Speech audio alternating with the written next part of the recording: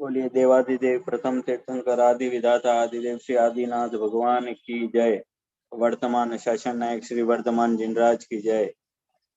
आचार्य भगवान श्री आदि सागर जी, शांति सागर जी, देशभूषण जी, महावीर कीर्ति जी, विमल सागर जी, सन्मति सागर जी, विद्यानंद जी, भरत सागर जी, अभिनंदन सागर जी सहित हमारे समस्त महान पूर्वाचार्यों के श्री चरणों में बारंबार नमोस्तु नमोस्तु नमोस्तु। गणाधिपति गणधराचार्य श्री कुंथु सागर जी गुरुदेव की जय। स्वाध्याय तपस्वी सिद्धांत चक्रवर्ती वैज्ञानिक धर्माचार्य अंतरंग तपस्वी आचार्य भगवंत श्री कनकनंदी जी गुरु भगवंत के श्री चरणों में बारंबार नमोस्तु नमोस्तु नमोस्तु। हमारे इस वेबिनार में अभी हमें स्वाध्याय का रस प्रदान कराने वाले मुनि श्री सुविज्ञ सागर जी गुरुदेव, मुनि श्री अध्यात्मानंद जी गुरुदेव के चरणों में नमोस्तु। वेबिनार में सम्मिलित होने वाले समस्त साधु भगवंतों के चरणों में नमोस्तु। माता जी के चरणों में वंदामि इच्छामि। समस्त श्रोताओं को सादर जय जिनेन्द्र। आज के वर्ण सर्वप्रथम मुनिश्री। हाँ मुनिश्री। और वो नहीं मतलब मुनिश्री पहले मंगलाचरण करके सार बताएंगे। फेरी दीदी को पहले आमंत्रित करो। फेरी को पहले अनुभव सुना दे। मैं हमारे गुरुदेव के इस ज्ञान गंगा समूह शरण में नियमित रूप से सम्मिलित रहने वाली हमारी बहन औरंगाबाद से पेरी दीदी, जो कि आचार्य श्री गुप्तानंद जी गुरुदेव की प्रेरणा से, सबकी प्रेरणा से इस स्वाध्याय वेबिनार में जुड़ी हैं और नियमित रूप से इस स्वाध्याय का लाभ ले रही हैं। ऐसी बहन पेरी दीदी को मैं आमंत्रित करता हूं कि वे अपने इस स्वाध्याय से संबंधित अपने अनुभव, आचार्य भगवान के संबंधित अपना अनुभव हम सबको बताएं। पेरी दीदी।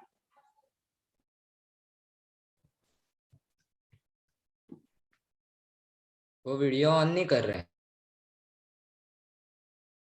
हो जाएगा, एक टाइम लगता है जी। भैया आवाज आ रही है? आ रही है जी। सर्वप्रथम गुरुदेव के चरणों में मेरा कोटि कोटि नमोस्तु। अभी जैसा कि भैया ने बोला, मुझे अभी अपने अनुभव बताने का सौभाग्य प्राप्त हुआ है। तो गुरुदेव के बहुत दिनों से सुनते आ रही हूँ। गुरुदेव के भैया गुरुदेव को स्पॉट पे लाइक पे ले लीजिए, ऐसे बोल नहीं पाऊंगा।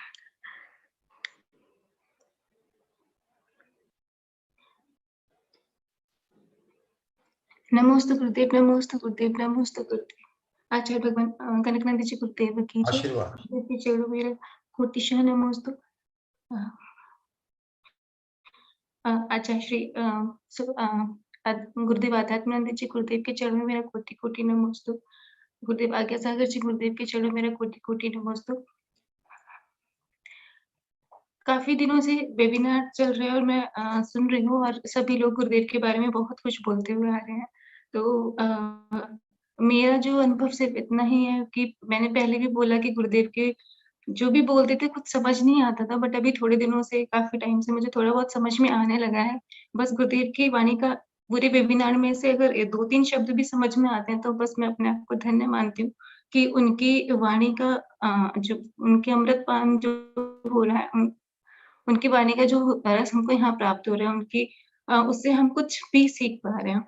और जो सबसे बड़ी बात है ये है कि वो, मुझे ये लगता है कि गुरुदेव केवल हमें धार्मिक ज्ञान ही नहीं दे रहे, वो हमें हमारे जो डेली लाइफ का जो छोटे-छोटे ज्ञान है ना, उनसे भी बहुत ही अच्छी तरह से हमें अवगत कराते हैं। इसका मैं छोटा-सा एक उदाहरण देना चाहूँगी कि हम आजकल मैं स्पेशली अपने लिए बोल रही हूँ कि बहुत इंग्लिश मीडियम, अंग्रेजी माध्यम के पीछे भाग रहे हैं, लैंग्वेज के पीछे भाग रहे हैं और थोड़ा-सा भी कुछ पढ़ लिख लेते हैं तो अपने आप को बहुत विद्वान, बहुत महान समझ लेते हैं कि हाँ, हम ना इंग्लिश मीडियम में पढ़ते हैं या हम पढ़ाते हैं, ऐसा कुछ भी। बट जो डेली यूज़ में जो हमारे वर्ड्स आते हैं, एक वर्ड गुरुदेव ने बताया था, शब्द डिस्कवरी। अपनी लाइफ में शब्द को इस तरह से भी देख सकते हैं, यही सीखा था गुरुदेव ने पूरा क्लास किया। डिस हटाना और कवर, उस किसी भी चीज़ का जब कवर हटा, हमने डिस्कवरी, इतना शब्द करते हैं, प्रयोग करते हैं, बट कभी मैंने इस तरह से वो शब्द को शब्द को नहीं देखा था कि इसका भी ऐसा मीनिंग निकल सकता है। और जब ये आदि पुराण प्रारंभ हुआ तो मुझे इसी बात की बहुत जिज्ञासा थी। हमेशा गुरुदेव को अपने भाई से यश, उससे यही सुना था कि गुरुदेव बड़े-बड़े साइंटिस्ट को पढ़ाते हैं, बड़े-बड़े वैज्ञानिक प्रोफेसर उनसे पढ़ने आते हैं। तो ये तो पता था कि गुरुदेव साइंस में बहुत अच्छा है, उनका बहुत अच्छा पढ़ाते हैं। बट मेरे सिर्फ ये मुझे मतलब एक जिज्ञासा थी कि ये जो आदि पुराण है, वर्तमान योग का, तो उसको गुरुदेव साइंस के वे में कैसे पढ़ाएँगे? मुझे इस चीज़ की बहुत रुचि थी और मुझे बहुत अच्छा लग रहा है, बहुत आनंद आ रहा है कि गुरुदेव सिंपल-सिंपल जो साधारण से शब्द है, साधारण से वाक्य हैं, उन वाक्यों को भी इतनी गूढ़ रहस्य के साथ में बताते हैं कि मैं तो मुझे नहीं लगता कि हमें गुरुदेव के अलावा कहीं और इन चीज़ों का ज्ञान प्राप्त हो सकता है। नमोस्तु गुरुदेव, नमोस्तु गुरुदेव। और मैं बहुत अपने आप को भाग्यशाली समझती हूँ, कल भी मैंने बोला था कि हमें गुरुदेव का सानिध्य प्राप्त हुआ, बहुत देर से प्राप्त हुआ है, लेकिन जब भी प्राप्त हुआ और अभी भी हमेशा गुरुदेव से जुड़े रहें और मेरी भावना यही रहेगी कि जब तक अ, कोरोना हो या ना हो, बट गुरुदेव का वेबिनार चलता रहे ताकि हम गुरुदेव के इस गुण जो उनके रहस्य हैं, वो अपने वाणी से उद्घाटित करते रहे और हमें लाभान्वित करते रहे। नमोस्तु गुरुदेव, नमोस्तु गुरुदेव, नमोस्तु। बहुत बहुत धन्यवाद। अभी फेरी तुमने जो अनुभव सुनाया आचार्य भगवंत के बारे में, आचार्य जी। भगवंत की शिक्षा पद्धति के बारे में, गुरुदेव के भाषा ज्ञान के विषय में, और तुमने एक बहुत अच्छा विषय बोला, वो ये बोला कि हम लोग पहले समझ में नहीं आता, ऐसा सबके साथ जी। होता है। मैं अभी 2-3 दिन से यही प्रतिपादन कर रहा हूं कि गुरुदेव को समझ लेना इतना सरल नहीं है, क्योंकि ये ट्रेड हमारे धार्मिक जगत में अभी है ही नहीं कहीं। एक स्वतंत्र मौलिक पद्धति, एक बिल्कुल निष्प्रह निराडंबर पद्धति, ये कहीं पर भी ऐसा ट्रेड नहीं है, इसलिए सबको ही समझने में कठिनाई होती है। लेकिन आचार्य, मैं विशेषता बता रहा हूं कि आचार्य भगवान के समक्ष जब भी कोई प्रस्तुत होता है, देश से आए चाहे विदेश से आए, जब उनके व्यक्तित्व कृतित्व के बारे में उसको जानकारी हो जाती है, तो वो यहाँ एक विद्यार्थी के रूप में प्रस्तुत होता है, जिज्ञासु के रूप में, शोधार्थी के रूप में प्रस्तुत होता है, मास्टर बनकर के प्रस्तुत नहीं होता। जैसे सामान्यतः अन्य साधुओं की बात मैं नहीं कह सकता, लेकिन साधुओं को सब ये समझते हैं कि ये कोई आधुनिक ज्ञान विज्ञान से इनका क्या सरोकार है, इनका वैज्ञानिकता से या संविधान से, कानून से, ज्ञान विज्ञान की अन्य विधाओं से क्या सरोकार है। लेकिन अभी आचार्य भगवंत गत दिवसों में यही सिद्ध कर रहे हैं कि एक आचार्य को और उपाध्याय को तात्कालीन ज्ञान विज्ञान से संयुक्त होना चाहिए। तो आचार्य भगवंत तात्कालीन समस्त ज्ञान विज्ञान से पूर्णतः कमांड रखते हैं पूरी ज्ञान पर, और कोई भी फील्ड हो, कोई भी विधा हो, पूरे विश्व स्तर पर विश्वविद्यालयों में जितना ज्ञान दिया जाता है, जितनी भी फैकल्टीज होती हैं, हर विषय पर गुरुदेव की कमांड है। ये हम सब लोगों के लिए गौरव का विषय, ये मैं बताना चाह रहा हूं कि इससे हमको विशेषतः लाभान्वित होना है। हमको अब दृष्टि बदलना है, क्योंकि साधु के प्रति, जैसे मैं अभी 2-3 दिन से बोल रहा हूं, विशेषतः जैनों की जो दृष्टि है वो सिर्फ मुनीम की दृष्टि है। मुनि नहीं मुनीम बना करके रखा है, जिनका काम सिर्फ लोक संग्रह, धन संग्रह, वित्त संग्रह ये करा देना ही सब जानते हैं। लेकिन गुरु के ज्ञानात्मक, गुणात्मक और ऐसे भावात्मक इतने उच्च स्वरूप को समझना, ये सब बहुत सबके लिए कठिन है। तुम्हारे लिए भी कठिनाई हुई, इसमें कोई आश्चर्य नहीं, लेकिन तुम्हारा जो भाव है बहुत सुंदर है।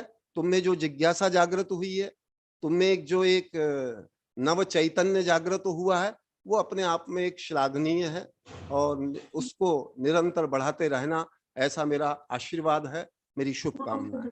नमोस्तु नमोस्तु भगवान, नमोस्तु। आशीर्वाद।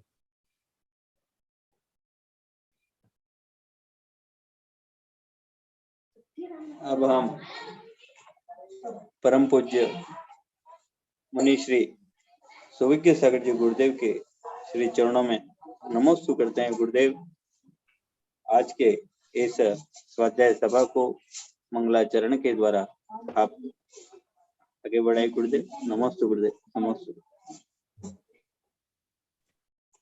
जय बोलो अनंतानंत सिद्ध परमेष्टि भगवान की। जय बोलो अनंतानंत गुण संपन्न आदि ब्रह्मा वृषभनाथ भगवान की। जिनवाणी सरस्वती माता की। जय बोलो परम पूज्य गणाधिपति गणधराचार्य श्री कुंथु सागर जी गुरुदेव की। जय बोलो परम पूज्य वैश्विक दृष्टि संपन्न अंतरंग तपस्वी आचार्य भगवंत श्री कनक नंदी जी गुरुदेव की। सत्य सनातन जैन धर्म की। समस्त संत वृंद की। प्रिय धर्मात्मन, अभी फैरी जो भाव व्यक्त कर रही थी, ये सबके साथ ऐसा होता है आचार्य श्री को समझने में, क्यों कि हम निष्प्रह गुरु को नहीं समझ पाते। ये हमारी कमजोरी बोलो, अज्ञानता बोलो, मूढ़ता बोलो, ये सब कुछ है। तो इस विषय के निरसन की दृष्टि से आचार्य भगवंत की जो मौलिकता है, जो उनकी प्रामाणिकता है, जो उनकी विद्वता है, वाग्मिता है, आदि आदि उनमें जो गुण है, उनके गुणों का बखान करना इतना सरल नहीं है। आप लोग तो उनके गुणों से प्रतिदिन वेबिनार में परिचित होते हैं, लेकिन मैंने आचार्य भगवंत के लिए हल्दी घाटी में मैंने वर्ष 2013 के चातुर्मास में एक कविता सृजित की थी। उस कविता के माध्यम से आज मंगलाचरण भी कर रहा हूं और आचार्य भगवंत को समझने में कहाँ कठिनाई होती है वो भी बताने का प्रयास इस कविता के माध्यम से, उसके बाद दूसरी कविता के माध्यम से भी आपको प्रबोधन दूंगा।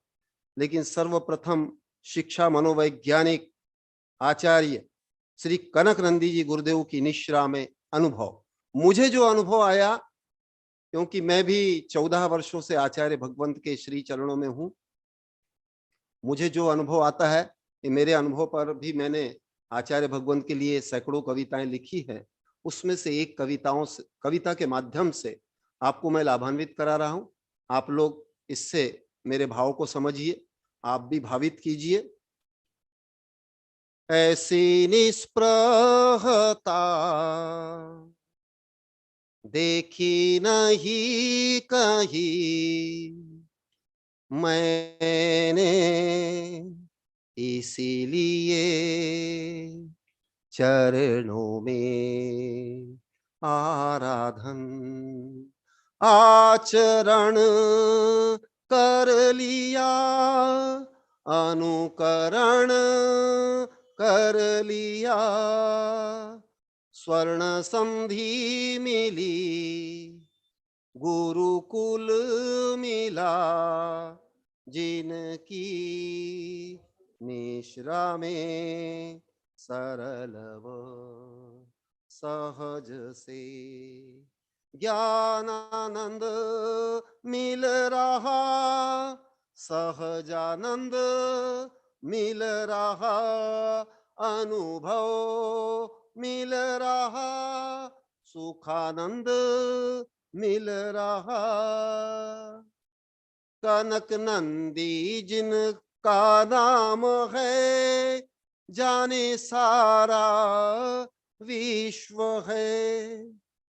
देश विदेश के विज्ञानी जिज्ञासु बन आते हैं, धर्म दर्शन विज्ञान त्रिवेणी बहे, जिसकी शीतल धारा में समन्वय चले। ऐसी उदारता देखी नहीं कहीं मैंने, इसीलिए चरणों में आराधन आचरण कर लिया, अनुकरण कर लिया, अनुभव कर लिया, अनुभव कर लिया। आचार्य भगवंत की पद्धति कैसी है अध्ययन अध्यापन की? वैज्ञानिक शिक्षा पद्धति अनेकांत समन्वयी, प्रश्नोत्तर पद्धति देखो, प्रेरक आनंदाई, आते ज्ञानी विज्ञानी जिज्ञासु यहाँ, प्रोत्साहक शुभाषित पाते अनुमोदना, ऐसी विनम्रता देखी नहीं कहीं मैंने, इसीलिए चरणों में आराधन, आचरण कर लिया, अनुकरण कर लिया, स्वर्ण संधि मिली,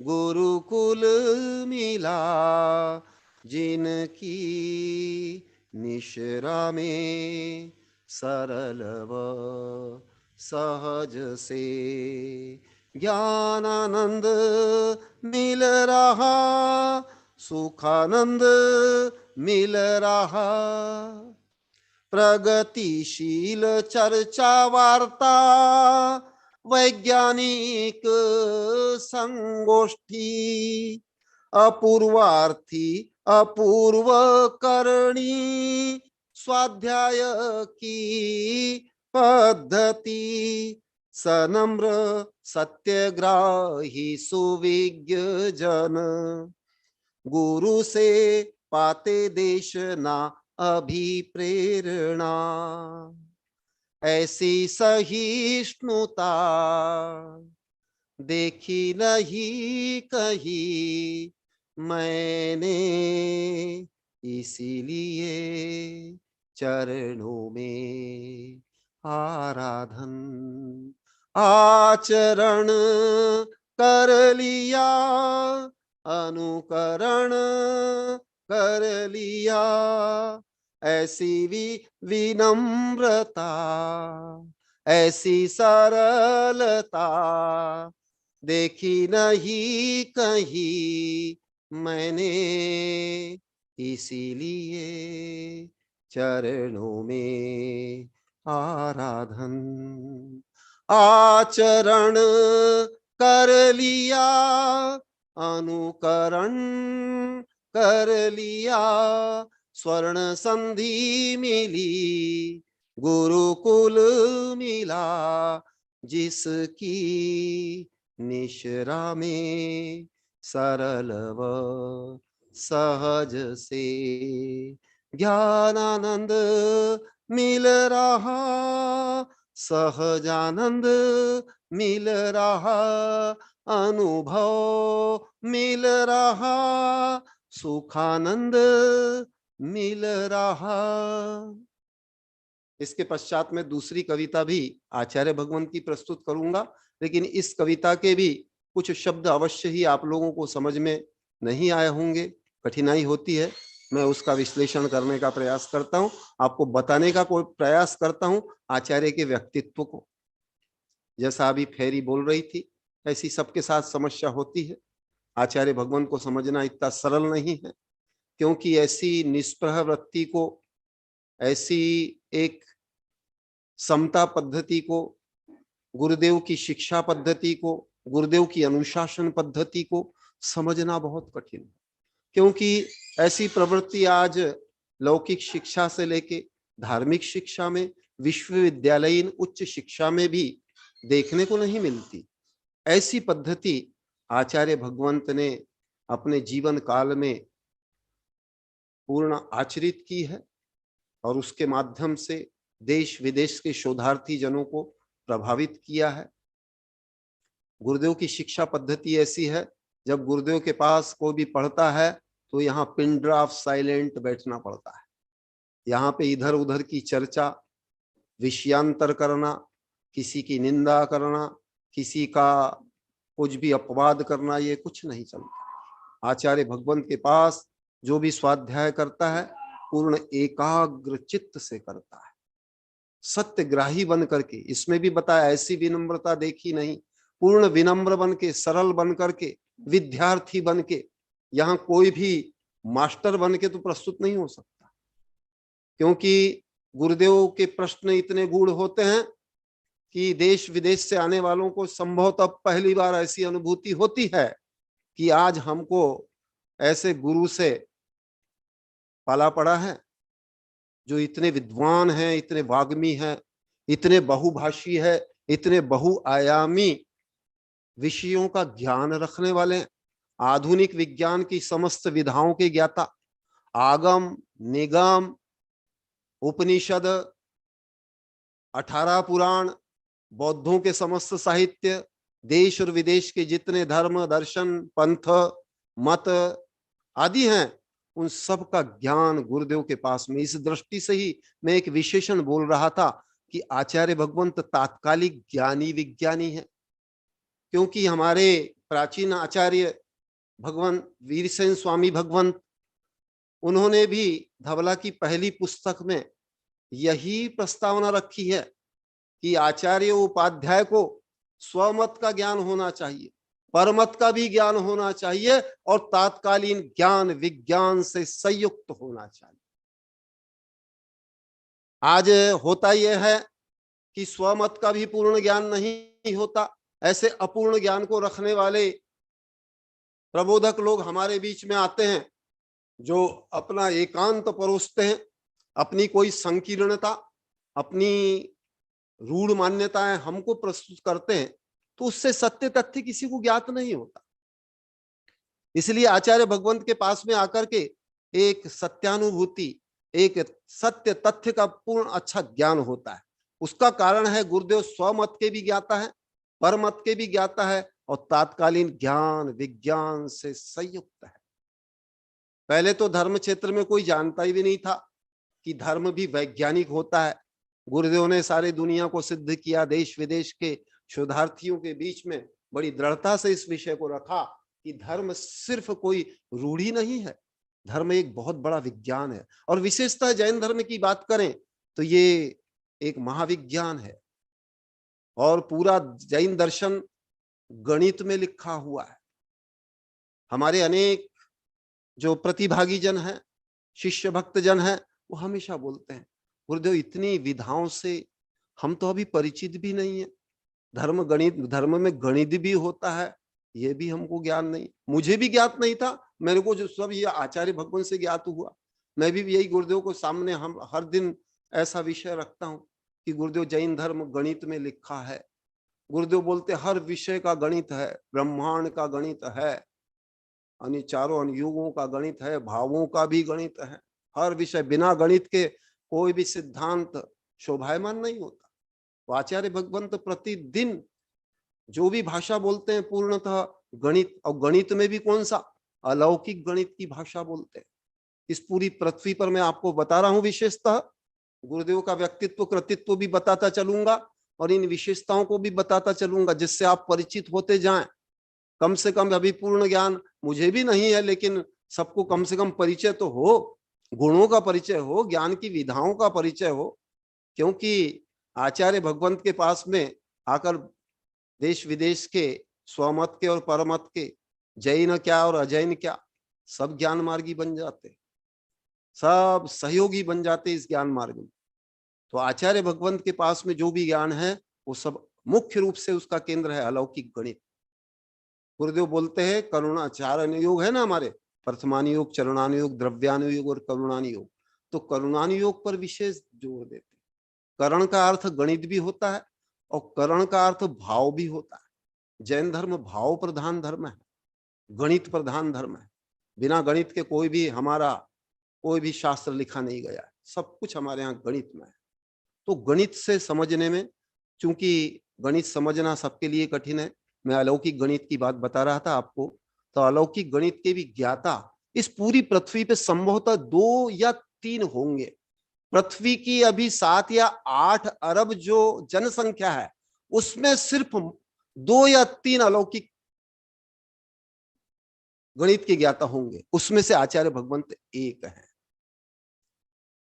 और अभी देश विदेश के अनेक संगठन जो गुरुदेव से जुड़ते हैं, वो भी ये मानते हैं कि गुरुदेव ये सब हमारे किसी विश्वविद्यालय में भी नहीं है।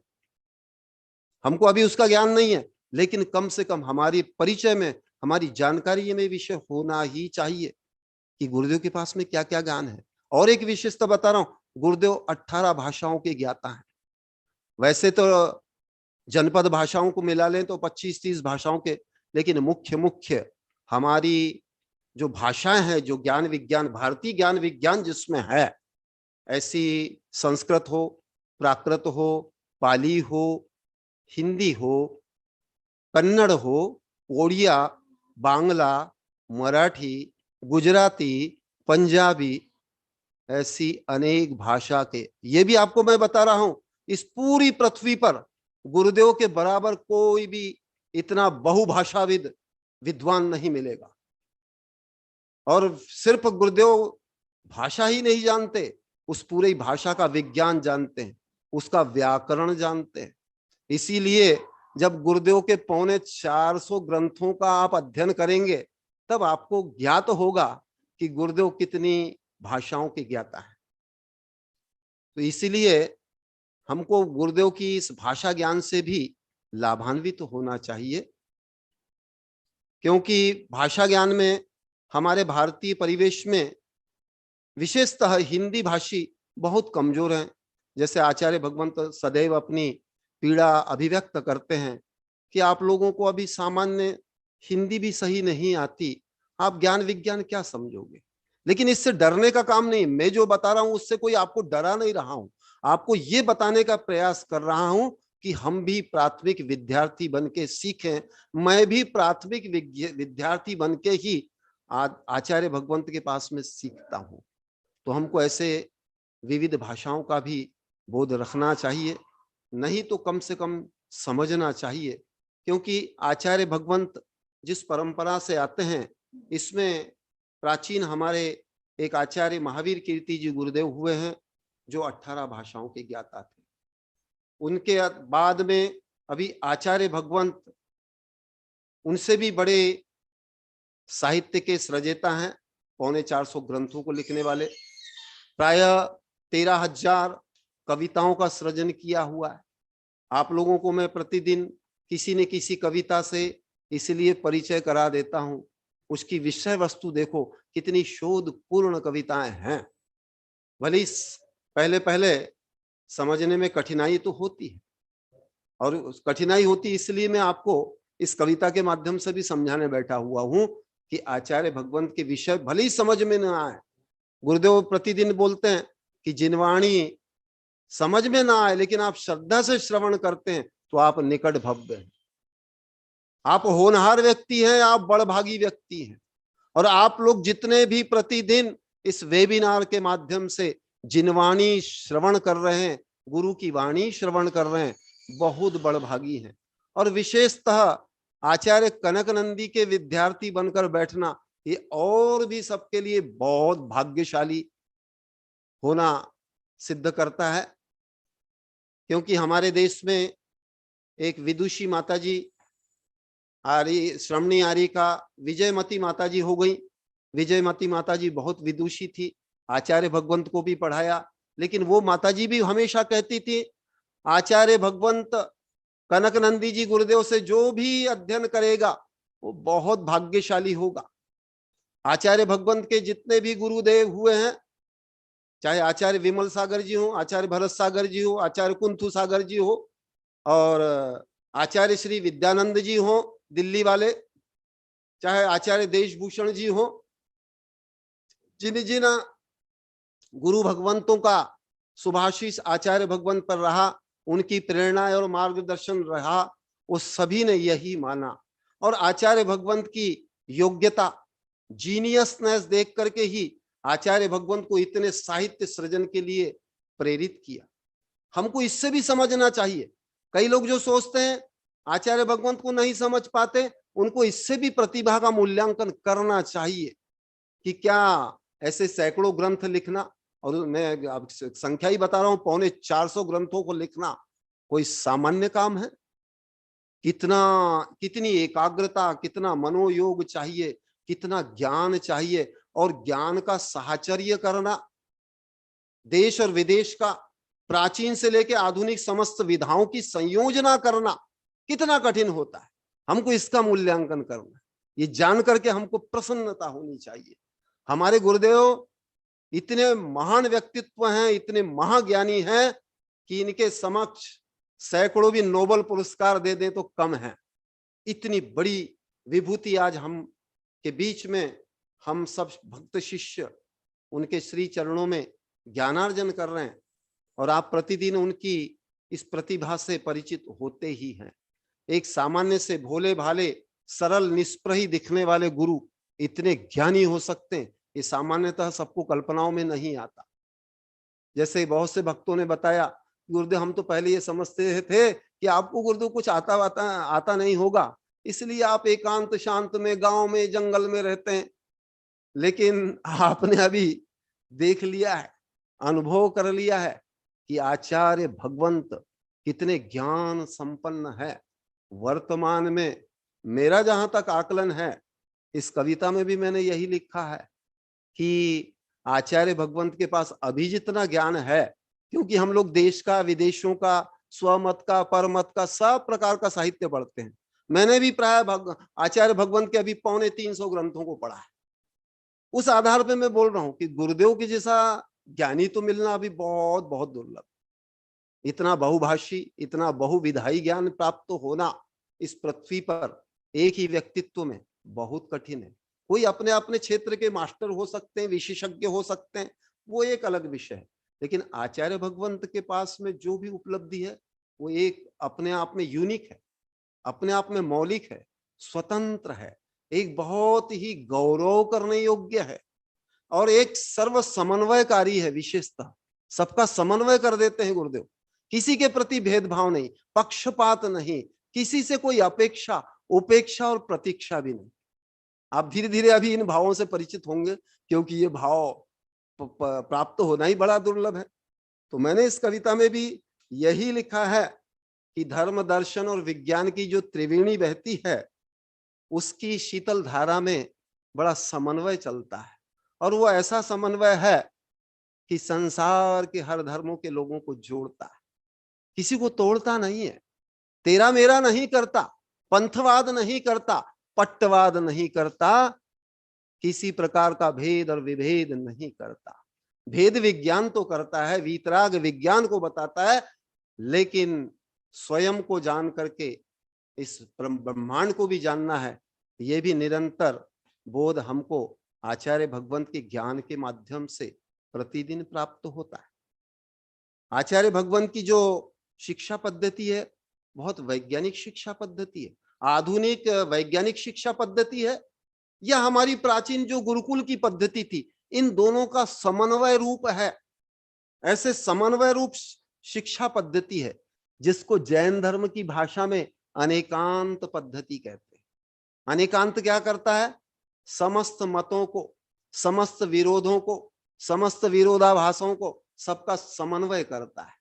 तो आचार्य भगवंत जो भाषा बोलते हैं वो अनेकांतमयी भाषा बोलते हैं, और अनेकांत सबको जोड़ता है, सबको स्वीकार करता है, और विनम्रता के साथ में जो भी सत्य तथ्य है उसको स्वीकार करता है। ये अनेकांत आचार्य भगवंत की प्रश्नोत्तर पद्धति बड़ी प्रेरक और आनंददायी होती है।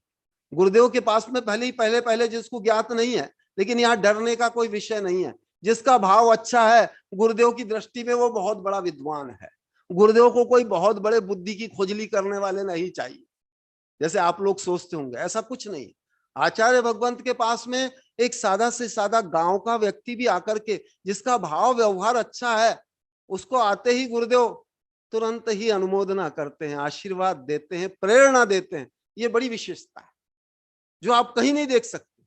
आज पूरे देश में आप देखिए, गुरु संस्था जितनी भी है, कहीं पर भी हमारा ऐसा कम्युनिकेशन नहीं हो पाता, हमारा संवाद नहीं हो पाता उनसे, हमारा डायरेक्ट कांटेक्ट नहीं हो पाता, क्योंकि वहां भी व्यवसायवाद चलता है, वीआईपी कल्चर चलती है, सारी राजनीति चलती है, इसलिए हम गुरुओं से जुड़ नहीं सकते। लेकिन आचार्य भगवंत की विशेषता है कि यहाँ एक अनपढ़ से अनपढ़, यहां तक कि पशु पक्षी भी हो, उसका भी भाव अच्छा हो तो गुरुदेव उसको भी आशीर्वाद देते हैं। मैं आपको एक छोटा सा संस्मरण सुना रहा हूं ग्राम सेमारी का। ग्राम सेमारी में हम लोग प्रतिदिन उस तालाब के किनारे भ्रमण के लिए जाते थे। तो वर्षा काल था, वर्षा काल में एक वृक्ष बीच में पड़ा, तो वहां पे कोयल अपनी कुहू कुहू कर रहा था। तो उस कुहू कुहू को सुन करके आचार्य भगवंत ने हम सब साधुओं को रोका, रुको, ये कोयल कुछ कहना चाहता है, ये कुछ हमसे कहना चाहता है, कुछ आज संकेत दे रहा है, कुछ विशेष उपलब्धि होने वाली है। आचार्य भगवंत ने हमको रोका, उसके बाद में बताया कि आज बहुत अच्छा शकुन मिला है, और गुरुदेव ने तुरंत आकर के कविता भी सृजित की है, सृजित कर दी उसके ऊपर में। 2 लाइन सुना रहा हूं। कोयल मेरा नाम है, मधुर मेरा गान है, कुहू कुहू के राग से मैं छेड़ती हूँ तान है। कोयल मेरा नाम है, मधुर मेरा गान है। बहुत बड़ी कविता है, लेकिन आपको 2 पंक्तियों के माध्यम से उस संस्मरण को ताजा कर लिया आज, जो संस्मरण बहुत मधुर। और सेमारी से ही, सेमारी के चातुर्मास से ही आचार्य भगवंत ने इन कविताओं की को जो गति मिली, उस ग्राम के चातुर्मास से ही मिली। देखो गुरुदेव कैसे समन्वयकारी है। जी, मैं आपको सेमारी ग्राम का भी एक संस्मरण सुनाता हूं, क्योंकि गुरुदेव के जहां जहां भी चातुर्मास हुए, चाहे हल्दी घाटी में हुए, विजयनगर में हुए हो, सेमारी में हुए हो, ग्राम में हुए हो, या चाहे किसी नगर कस्बे में हुए हो, का हर चातुर्मास कुछ न कुछ एक नव उपलब्धि, एक नव आयाम लेकर के आया, एक नव समन्वय लेकर के आया। तो सेमारी ग्राम के बारे में जब हम लोग जुड़े, वहां पर चातुर्मास के लिए जा रहे थे, कई लोगों ने हमको डराया, अरे गुरुदेव वहां मत नहीं जाना है, वहां एकांतवादी है, वहां मुनि विरोधी है। गुरुदेव ने कुछ नहीं सुना। गुरुदेव को तो वहां कुछ संभावना दिखी, तो गुरुदेव वहां जाकर के बिना किसी औपचारिकता के वहां मंदिर के परिसर में जाकर के बैठे। एक भी व्यक्ति, किसी को ज्ञात नहीं था कि आज श्री संघ हमारे मंदिर में आ गया।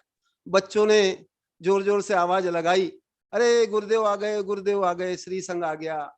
तब जाकर के लोग जुड़े। तो गुरुदेव शांति से वहां बैठे रहे। उसके बाद में कुछ दिनों तक वहां पर प्रवास करने के बाद में ऐसी परिस्थिति बनी कि जिनको लोग मुनि विरोधी समझते थे, आचार्य भगवंत के ज्ञान, भाव, व्यवहार और लक्ष्य से प्रभावित होकर के उन्होंने आचार्य भगवंत को, सब ने मिलकर के, पूरे समाज ने संगठित और एकत्रित होकर के चातुर्मास के लिए निवेदन किया, और सेमारी का चातुर्मास भी हो गया। ऐसे आचार्य भगवंत हैं। देखो कितना समन्वयी भाव है, किसी के प्रति कोई द्वेष नहीं, किसी के प्रति कोई पूर्वाग्रह नहीं। ऐसा ही होगा। गुरुदेव इस विषय में किसी की अनुभवहीनता को, किसी की अज्ञान को या किसी की मूर्ता को स्वीकार नहीं करते।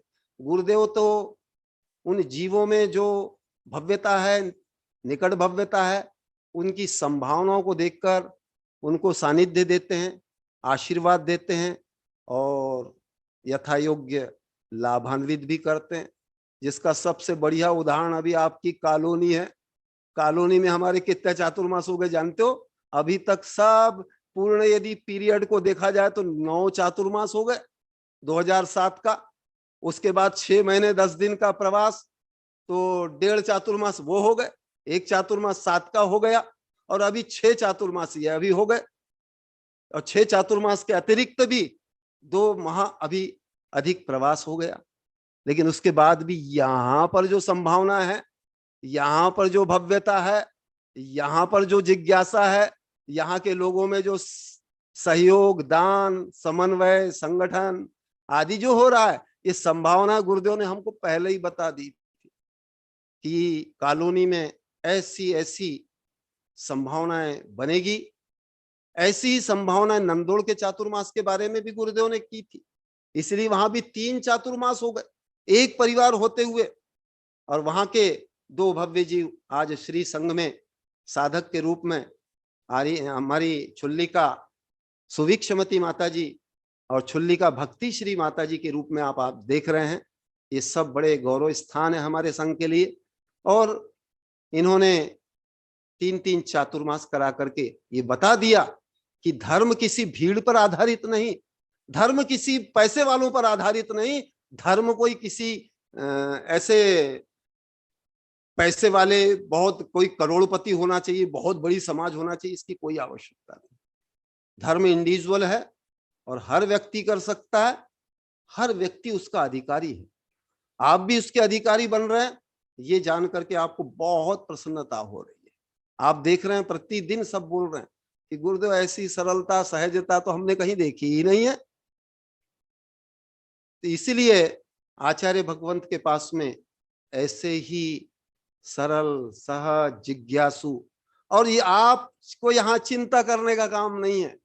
आप ये ना समझिए कि मैं कोई गावड़ा हूं, कोई कम पढ़ा लिखा हूं, ये सब मानने की कोई आवश्यकता। आचार्य भगवंत के पास जो आता है वो विद्वान बन ही जाता है।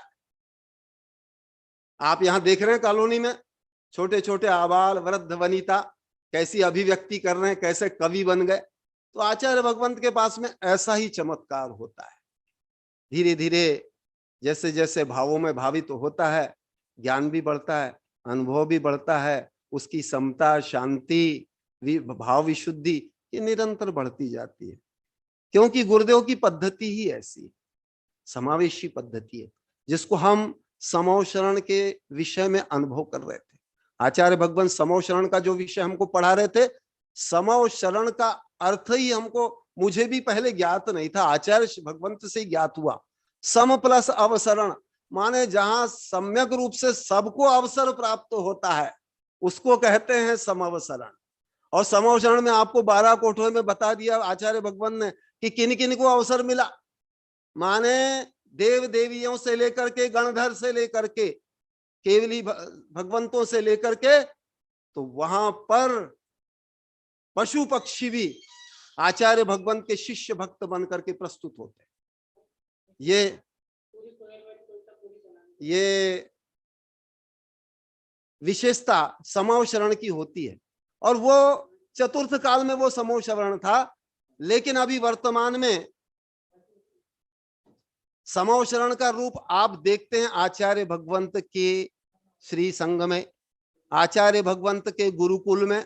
ये समो शरण ही है जहां सबको अधिकार है, सबको समान अवसर है, सब यहाँ पे बढ़ते हैं, आगे बढ़ते हैं, ज्ञानार्जन करते हैं और मुख्य रूप से भाव विशुद्धि करते हैं, गुणी बनते हैं, ज्ञानी बनते हैं। तो भगवान का जैसा समोशरण था वैसा ही आचार्य भगवंत का ये समोशरण का रूप है, जिसको हम प्रतिदिन, अभी वेबिनार एक ऐसा प्लेटफॉर्म है जिसमें आप प्रतिदिन अनुभव करते हैं। वैसे गुरुदेव देश के जिन जिन कस्बों में गए, ग्रामों में गए, वहां गुरुदेव ने स्वाध्याय की अलग जगाई। हमारे महावीर जी कोटा वाले बहुत अच्छे से जानते हैं, इनके कोटा में भी चातुर्मास हुआ है, वहां भी बहुत सी उपलब्धि हुई। मुजफ्फरनगर में भी चातुर्मास हुआ और बड़ौत में भी हुआ।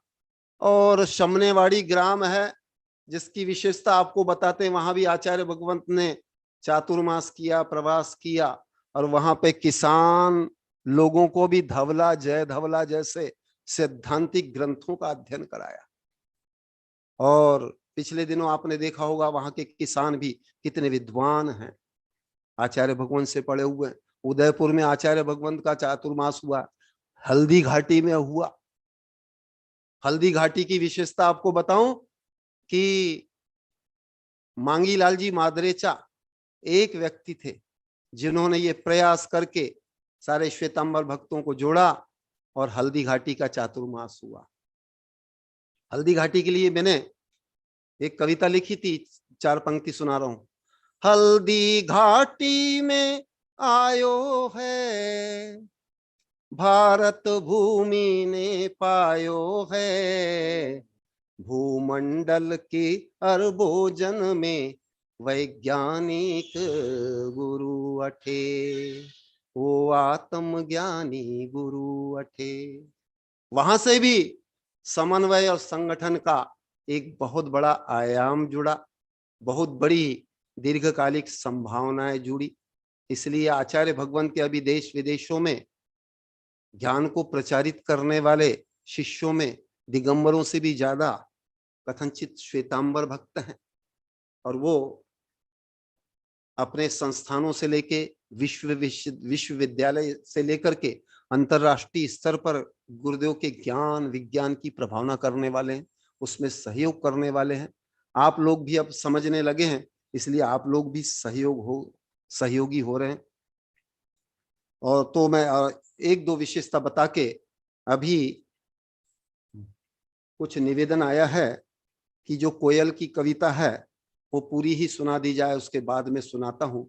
पहले आपको बताता हूं कि आचार्य भगवंत के पास में जो भी चर्चा वार्ता होती बहुत प्रगतिशील होती है। आप देखते होंगे कि गुरुदेव प्रति समय आपसे कुछ न कुछ प्रश्न पूछते रहते हैं। आप यदि योग्य शिष्य बन के आते हैं तो आपका अनुभव अवश्य पूछते हैं और ध्यान से सुना भी जाता है। आपने ऐसी पद्धति कहीं देखी नहीं होगी। अन्यत्र तो कि किसी की पूछ मूछ के आधार पर किसी का मूल्यांकन किया जाता है। गुरुदेव के पास में कोई पूछ मूछ नहीं चलती, कोई धनी गरीब का भेद नहीं चलता। जिसका भाव अच्छा है उसका स्वागत है, उसको आशीर्वाद देते। तो इन गुरुदेव की जो प्रगतिशील चर्चा वार्ता है, और वैज्ञानिक संगोष्ठी भी होती है।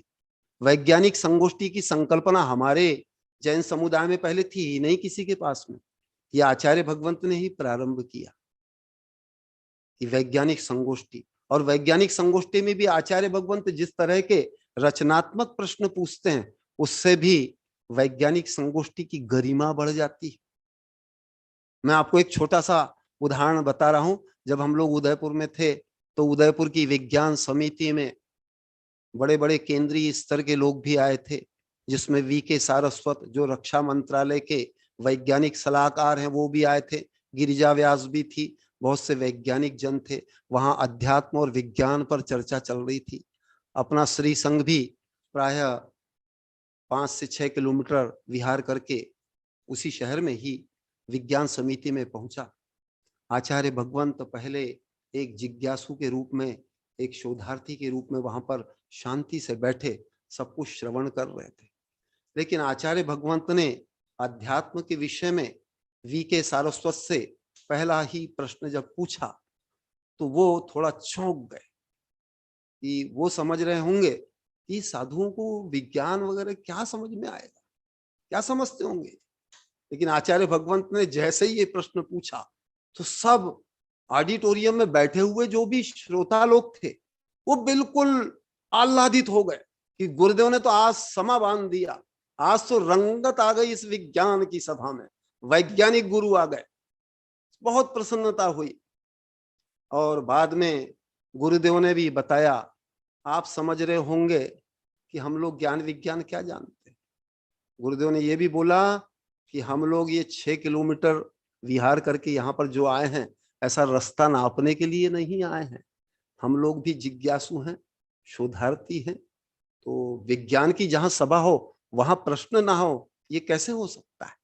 तो ये सुन करके सारे वहां पर जो पार्टिसिपेंट थे सबको बहुत आनंद हुआ कि ये तो गजब के गुरु हैं, बड़े सत्यग्राही, बड़े विनम्र सत्यग्राही हैं, शोधार्थी हैं, कितना अच्छा विषय बोल रहे हैं। और वास्तव में विज्ञान तो तभी आगे बढ़ता है जब जिसमें प्रश्नोत्तर हो। तो आप गुरुदेव की, मैं ये बताना चाह रहा था कि गुरुदेव की प्रश्नोत्तर पद्धति भी कितनी अच्छी है। आपको ज्ञान भी करा देते हैं, आपका स्थितिकरण भी कराते हैं, आपको संभाल के भी चलते हैं, आपके ज्ञान के स्तर को भी देखते हैं, लेकिन किसी के प्रति कोई अलगाव का भाव नहीं रखते, भाव समावेशिता का रखते हैं। तो आचार्य भगवंत की जो पद्धति है, 2 विशेषण और बता रहा हूं। अपूर्वार्थी है, अपूर्वकरणी है। अपूर्वार्थ ये शब्द हम लोगों ने, या अपूर्वकरण ये हम लोगों ने प्रवचन सार के माध्यम से जाने थे। उदयपुर में 9 महीने प्रवचन सार ग्रंथ पर स्वाध्याय चला, जिसमें देश विदेश के भी शोधार्थी लोग आते थे उस स्वाध्याय में। उस स्वाध्याय में अमेरिका से, अफ्रीका से भी शोधार्थी आए। वहां की एक श्वेतांबर मनोवैज्ञानिक प्रोफेसर हैं, वो उन सबको लेकर के आई थी। तो आचार्य भगवंत की ये अपूर्वार्थी पद्धति श्रवण करके उनको बड़ा आह्लाद हुआ, ये तो गजब का ज्ञान है यहाँ पर। अपूर्वार्थ का अर्थ होता है अपूर्व अर्थ, माने पहले हमको जो ज्ञान नहीं हुआ था वो अब हो रहा है, ये अपूर्वार्थ है। नया नया ज्ञान होना। आपको भी आनंद क्यों आ रहा है? क्योंकि आप अनुभव कर रहे हैं, अनुभूति कर रहे हैं कि यहाँ पे प्रतिदिन एक नया नया ज्ञान है। कोई पिष्ट पेशन नहीं है, कोई असंदर्भित कुछ नहीं है, नया नया ज्ञान, नव नव नव भाव, नवोन्मेष, नवाचार युक्त ऐसा ज्ञान आचार्य भगवंत का है। दूसरा है अपूर्वकरण। अपूर्वकरण का भी अर्थ आपको बता देता हूं, जो आप प्रायोगिक प्रतिदिन कर रहे हैं। अपूर्वकरण यानी अपूर्व भाव, करण यानी भाव, अपूर्व भाव जो पहले नहीं हुआ था। जैसे आप बोलते हैं गुरुदेव हमने कभी जीवन में ऐसी शांति समता का अनुभव नहीं किया था, ऐसे समन्वय का अनुभव नहीं किया था। अब हमारा निंदा भाव दूर हो रहा है, हमारी कषाय दूर हो रही, हम परिवार में भी अच्छे रह रहे हैं, परिवेश में, समाज में बहुत अच्छे से रह रहे हैं, हमारे सारे सिर का भार उतर गया। हमारी टीना भी हमेशा बोलती हैं, हमारी जयश्री हमेशा बोलती हैं, अन्य लोग भी जो बैठे हुए हैं, हमारे महावीर जी भी सदैव सुनाते हैं, दीपिका शाह बैठी हुई है हमारे में, ये भी सदैव सुनाते हैं, अन्य हमारे ये ज्योति बैठी हुई है, ज्योति भी सुनाते हैं, हमारे मामा जी भी हमेशा कहते हैं, यही कहते हैं गुरुदेव यहाँ हर दिन नया नया ज्ञान होता है, यही, और नए नए भाव होते हैं। यही अपूर्वकरण है जो उनकी गुरुदेव की स्वाध्याय पद्धति का, गुरुदेव की पद्धति का एक बहुत सुंदर रूप है। अन्यत्र आपको कहीं कोई अपूर्वकरण नहीं होगा। आप वही घिसा पिटा धर्म देखते हैं। कोई भी धार्मिक सभा में आप देश में जाते हैं, जैनों की विशेषतः आप क्या देखते हैं वहां पर? ज्यादा से ज्यादा भीड़ जुड़ गई, कोई बोलियां चली गई, कलश कितने में गया इसकी चर्चा होती। हमने हमारे भावों में हमने कितना भावित किया, हमने अपने भावों में क्या परिवर्तन किया, इसकी कोई चर्चा, कोई अनुभव नहीं है किसी।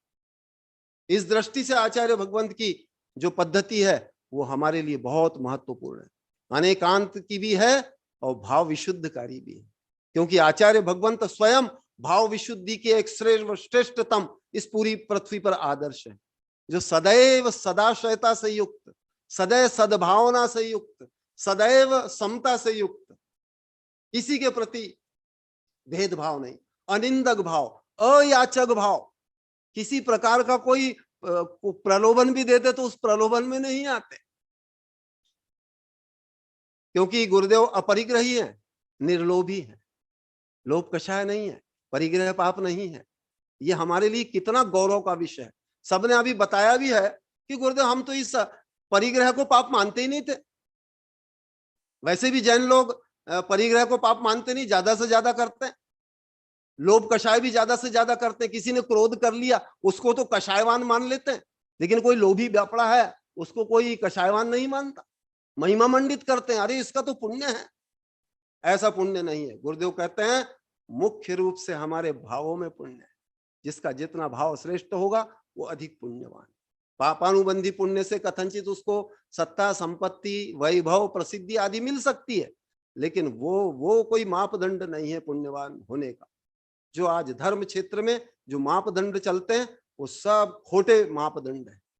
तो ये भी आप लोगों को समझना है। इस कविता के माध्यम से आपको ये भी बताना मेरा उद्देश्य है। सनम्र सत्यग्राही सुविज्ञ जन गुरु से पाते शिक्षा भी प्रेरणा।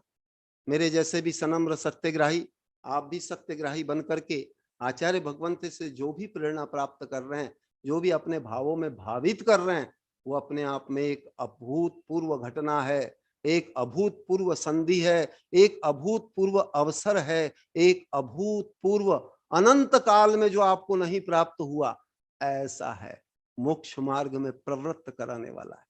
आपको बिल्कुल खुले आकाश में ला करके एक मुक्त भाव से, एक निर्द्वंद भाव से आपको आह्लादित करने वाला, प्रसन्न करने वाला, आपकी भाव विशुद्धि करने वाला, ऐसा आचार्य भगवंत की देशना है, ऐसे आचार्य भगवंत का लक्ष्य है।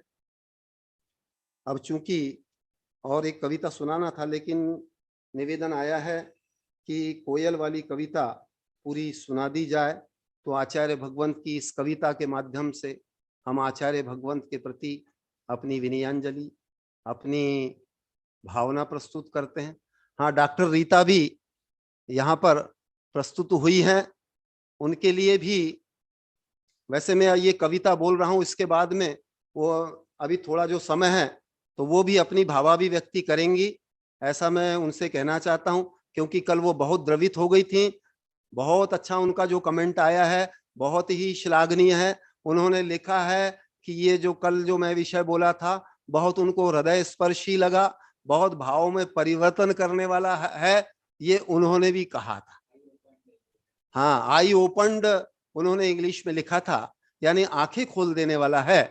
तो आंखें उनकी क्या क्या खुली हैं, वो क्या अनुभूति कर रही हैं, इस कविता के बाद में वो भी संक्षेप में, अभी फैरी जैन ने जैसा अपना अनुभव रखा था, तो डॉक्टर रीता भी हमारे बीच में प्रस्तुत हुई हैं, वो भी अपनी भावाभिव्यक्ति, अपना अनुभव बताएंगे, जिससे हम लोग भी परिचित होंगे, हम लोगों को भी प्रेरणा और शिक्षा प्राप्त होगी। आप डॉक्टर होते हुए इतनी अच्छी विनम्र सत्यग्राही हैं, ये बहुत आपके लिए गौरव का विषय है। तो पहले मैं कविता प्रस्तुत कर रहा हूं, आप लोग ध्यान से सुनिए, क्योंकि आचार्य भगवंत कितने पक्षी और प्रकृति के प्रेमी हैं, इस कविता के माध्यम से ही आपको ज्ञात हो जाएगा। इस कविता की गीतांजलि का नाम ही है प्रकृति पर्यावरण गीतांजलि, और विशेषता इसमें जितनी कविताएं हैं अधिकतर सेमारी ग्राम के चातुर्मास में बनी थी। इसमें तो सब एक से बढ़कर एक कविता है, लेकिन एक कविता के माध्यम से आचार्य भगवंत पशु पक्षी प्रकृति के प्रति कैसा सोचते हैं, कितना ज्ञान रखते हैं, कितना उनसे जुड़ जाते हैं, इस कविता के माध्यम से आपको आचार्य भगवंत का अनुभव ज्ञात तो होगा। इसका शीर्षक है कोयल मेरा नाम है। कोयल की आत्मकथा। कोयल के माध्यम से सारे वर्ल्ड को गुरुदेव क्या संदेश देना चाहते हैं? प्रकृति पर्यावरण की सुरक्षा के लिए, भावों की सुरक्षा के लिए, और समस्त प्रकार की विकृतियों को और विभावों को दूर करने के लिए कोयल के माध्यम से आचार्य भगवंत जो संदेश देना चाह रहे हैं वो इस कविता के माध्यम से प्रस्तुत है। वैसे तो मैंने इसकी 2 लाइनें सुनाई थी आपको, लेकिन सबकी अभी जिज्ञासा है तो इस कविता को आप पूरा ही सुन लो अब आप ध्यान से। कोयल मेरा नाम है। कोयल मेरा नाम है, मधुर मेरा गान है। आपके कॉलोनी में भी कोयल बहुत कुहू कुहू करता है। अभी देखना, अभी वसंत भी आ रहा है, वसंत का आगमन होने वाला है, फिर अभी कुहू कुहू की राग फिर कुछ दिनों में सुनोगे। हम लोग भी यहाँ सुनते रहते हैं। कोयल मेरा नाम है, मधुर मेरा गान है, वसंत ऋतु के आगमन से चलता मेरा तान है। देखो गुरुदेव भी लिख रहे हैं, वसंत ऋतु में आती है तब उसका तान छेड़ता है कोयल। कोयल के शब्द के बारे में भी आपको बता दूं, कोयल ये पुल्लिंगी शब्द है। आप बोलते कोयल गाती है, कोयल पुल्लिंगी है और इसका स्त्रीलिंगी कोकिला है। थोड़ा शब्द बोध भी दे रहा हूं। कोयल मेरा नाम है, मधुर मेरा गान है, कुहू कुहू के विविध राग से मैं करती हूँ गान है, वृक्ष निकुंज के गहन स्थान से मैं हूँ छेड़ती तान है।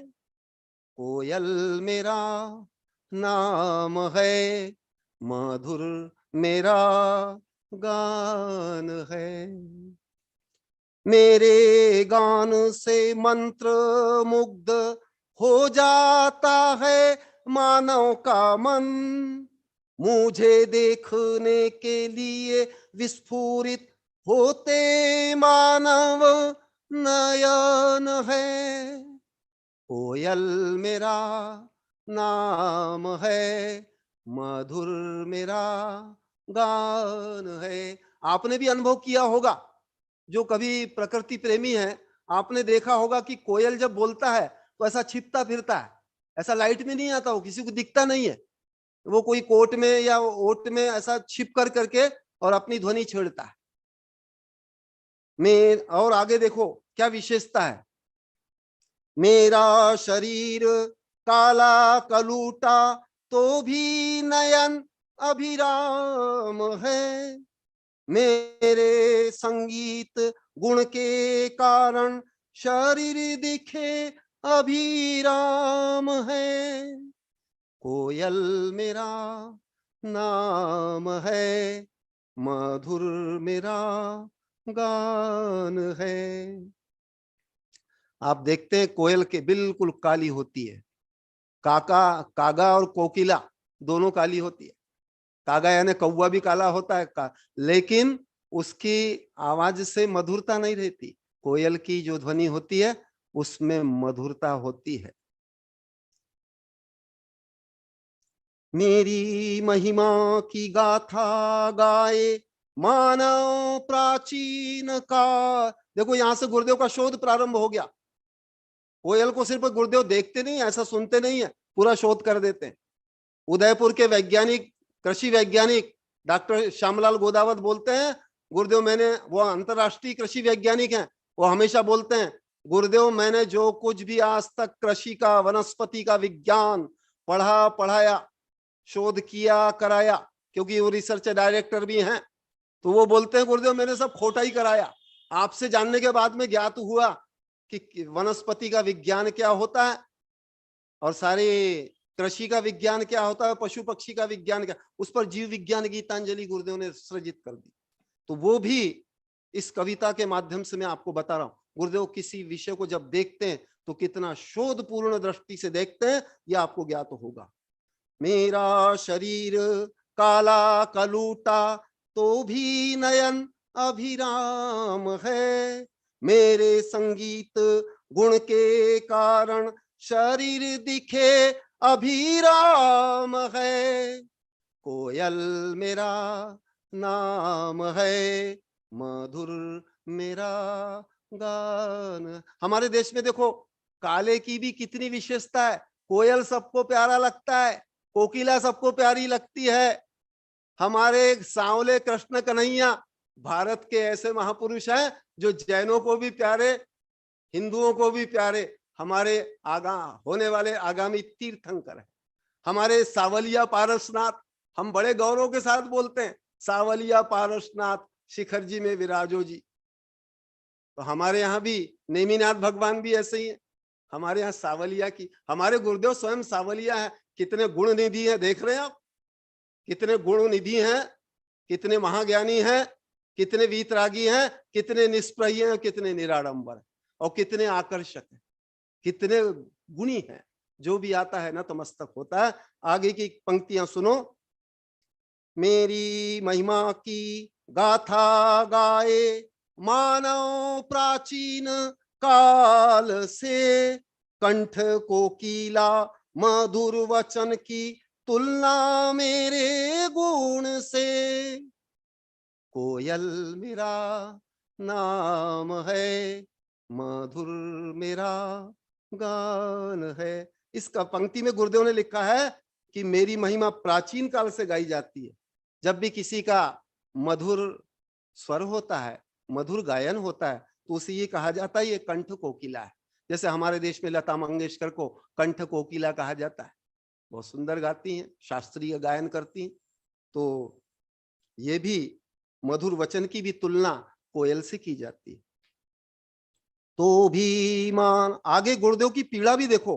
तो भी मानव कृतघ्न बनकर काट रहा है मेरा घर, जिससे संकट मेरे साथ ही पशु पक्षी के चारों ओर, जिससे पर्यावरण को संकट, ताप वृद्धि से हाहाकार, विषम वृष्टि ग्लेशियर गलन से मानव को संकट अपार। कोयल मेरा नाम है, मधुर मेरा गान। देखो गुरुदेव ने पीड़ा भी व्यक्त की। अब गुरुदेव का देखो वैज्ञानिक शोध कैसे प्रारंभ होता है। गुरुदेव ने लिखा है कि मैं इतनी प्यारी होते हुए भी कोकिला, मैं इतना प्यारा कोयल होते हुए भी मानव कृतघ्नि बन करके मेरे उपकार को नहीं समझ रहा है, मेरा घर काट रहा है। हम आज जंगलों को उजाड़ रहे हैं, पर्यावरण को क्षति पहुंचा रहे हैं, तो मेरा घर उजाड़ रहा है। ये कोयल के माध्यम से आचार्य भगवंत पीड़ा व्यक्त कर रहे हैं। आज सारा विज्ञान इस विषय पे शोध कर रहा है, पर्यावरण की क्षति से आगे क्या हो रहा है। जिससे संकट मेरे साथ ही पशु पक्षी के चारों ओर। एक कोयल को केंद्रित किया है गुरुदेव ने, इसके माध्यम से समस्त पशु पक्षी, आज अनेक प्रजातियां लुप्त हो गई, अनेक प्रजातियां नष्ट हो गई। और पशु पक्षी यदि नहीं रहेंगे तो हमारी मानव जाति नहीं रह सकती। मानव जाति के बिना पशु पक्षी और पर्यावरण ज्यादा सुखी, ज्यादा समृद्ध होगा, फलेगा फूलेगा, लेकिन उनके बिना हम एक मिनट नहीं रह सकते। यदि मधुमक्खियां परागण नहीं करेगी तो हमको अनाज नहीं मिलेगा, फल नहीं मिलेगा, खाने को नहीं मिलेगा, भूखे मर जाएंगे हम।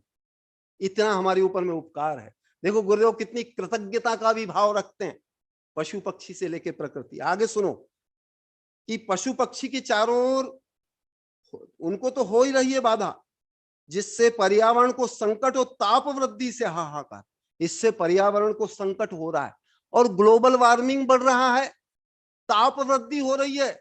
आप प्रतिवर्ष देख रहे हैं विषम वृष्टि हो रही है, कहीं अतिवृष्टि हो रही, कहीं अनावृष्टि हो रही है, कहीं ताप वृद्धि हो रही है, ओजोन में छेद हो रहा है।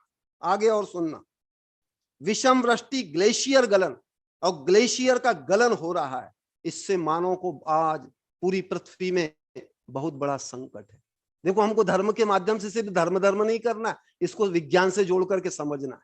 कैसे एक श्रृंखला होती है जिससे हम सब प्रभावित तो होते हैं। यदि हम जीवों की सुरक्षा नहीं करेंगे, गुरुदेव की ये पीड़ा है। आज धार्मिक लोग कितने जीवों की सुरक्षा के बारे में, जीव दया के बारे में, अभय दान के विषय में सोचते हैं, कोई नहीं सोचता। बाह्य कुछ क्रियाएं कर ली और समझते हम बहुत धार्मिक हो गए। आप जीव दया के लिए क्या कर रहे हैं? गुरुदेव बोलते प्रायोगिक रूप से आज वैज्ञानिक लोग कर रहे हैं, जीव दया के लिए, अभय दान के लिए। गुरुदेव के शिष्य तो कर रहे हैं अभी देश विदेश में। अभी डॉक्टर राजमल जी को देख लो, श्वेतांबर भक्तों को देख लो, सब इसी काम में लगे हुए हैं। अहिंसा फाउंडेशन के माध्यम से भी, जीव दया के माध्यम से, अभय दान के माध्यम से ये सब कर रहे हैं। और आगे सुनो, अभी तो मानो क्रिया प्रतिक्रिया का काटुक फल खा रहा, यदि प्रकृति की रक्षा न करेगा स्वयं की रक्षा होगी कहाँ। कोयल मेरा नाम है, मधुर मेरा गान है। मानव जो भी क्रिया प्रतिक्रिया आज कर रहा है, उसका कटु फल भी मानव समाज को मिल रहा है। आज आप देखते हैं हम इस वैज्ञानिक युग में, इस प्रगतिशील युग में, इस आधुनिक युग में बहुत पढ़े लिखे हो गए, लेकिन आज हम जो कुछ भोजन कर रहे हैं वो भी हमको मिलावटी मिल रहा है। महानगरीय लोगों को तो संभव ही नहीं है। आज 70 से 80% दूध भी सब मिलावटी है, अनाज मिलावटी है। आज जैविक खाद से उत्पन्न होने वाला जो धान्य है वो हमें उपलब्ध ही नहीं है। क्या विकास कर लिया हमने? हमारी अवनति हो रही है, अविकास हो रहा है। ये भी एक कोयल के माध्यम से संदेश है। आगे सुनिए, यदि प्रकृति की रक्षा ना करेगा स्वयं की रक्षा होगी कहाँ। यदि मनुष्य जीवों की रक्षा नहीं करेगा, प्रकृति की रक्षा नहीं करेगा, तो हमारी सुरक्षा भी संभव नहीं। हम अभी बड़ी बड़ी अट्टालिकाओं में रहने लगे, महानगरों में भी रहने लगे, लेकिन आज देखो सबसे ज्यादा समस्या कहाँ है? महानगरों में है। अभी दुनिया के 10 प्रदूषित महानगरों में 9 सिर्फ भारत के, जिसमें यूपी के भी शहर हैं, दिल्ली भी है, अन्य भी महानगर हैं। और आगे बोलते हैं, कोयल आगे क्या बोल रही है? देखो कोयल के माध्यम से गुरुदेव कितना अनुभव रखते हैं प्रकृति का। मैं भी गाना न सुनाऊंगी, प्यारी गिलहरी न फुदकेगी, प्यारी बुलबुल मौन होगी, कलरव ध्वनि ना गूंजेगी। कोयल मेरा नाम है, मधुर मेरा गान है। कोयल बोल रहा है मैं भी गाना नहीं सुनाऊंगा। कोकिला बोल रही है मैं गाना नहीं सुना पाऊंगी यदि ऐसी स्थिति होगी। प्यारी गिलहरी ना फुदकेगी। आपने गिलहरी को देखा है क्या कैसे फुदकती है? हमारे जैनों को विशेष रूप से प्रकृति से जुड़ना चाहिए, क्योंकि हम सब शहरवादी हैं, हम सब सिर्फ आडंबरवादी ज्यादा हैं, प्रकृति से जुड़ाव ही नहीं है।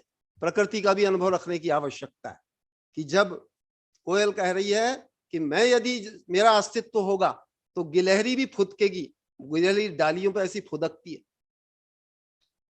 और प्यारी बुलबुल मौन होगी, कलरव ध्वनि न गूंजेगी। बुलबुल, बुलबुल को देखा है क्या आपने कभी? बहुत सुंदर उसका भी स्वर होता है, कलरव ध्वनि न गूंजेगी। कलरव, ये भी एक शब्द बहुत महत्वपूर्ण है।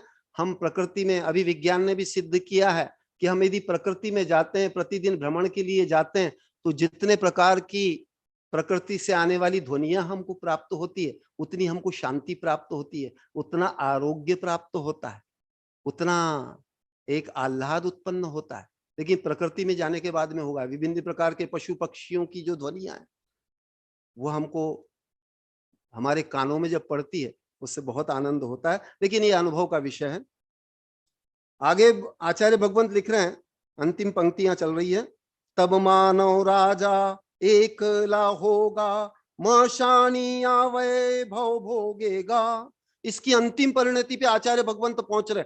आचार्य भगवंत बोल रहे हैं, यदि पशु पक्षियों को हमने नष्ट कर दिया इस पृथ्वी से आर्थिक विकास के लिए, भौतिक विकास के लिए, तो फिर मानव राजा अकेला ही रह जाएगा, मशानिया वैभव भोगेगा। पड़े रहो, तुम्हारा धन वैभव संपदा कोई काम नहीं आने वाली है। प्रकृति पर्यावरण सुरक्षित रहेगा तब तक ही तुम सुरक्षित हो, नहीं तो सुरक्षित नहीं रह पाओगे। स्वर्ण अंडा मालिक सम होगा, प्रकृति बिना कैसे जिएगा। स्वर्ण अंडा मालिक सम होगा। स्वर्ण अंडा की कहानी तो आप लोगों ने सुना होगा। स्वर्ण अंडा जैसा ही अभी काम कर रहे हैं। भौतिक विकास के नाम पर हम दूसरों का प्राण हनन कर रहे हैं, परिग्रहवाद को ज्यादा पोषित कर रहे हैं। अभी धर्म का क्षेत्र भी ऐसा ही है, पूरा परिग्रहवाद का पोषण है।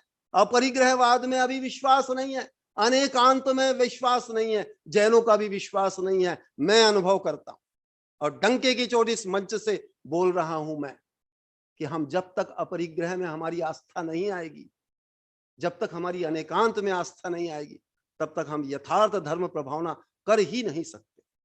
और आगे, अब मानव तुम तो जागो, कृतज्ञता भाव को त्यागो।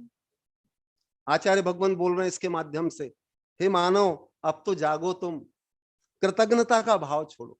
कृतज्ञता यानी दूसरे के उपकार को भुला देना या दूसरे के उपकार की उपेक्षा कर देना। क्योंकि हमारा कौन उपकारी है, कौन अनुपकारी है, इसको भी जानने वाले आज बहुत कम है।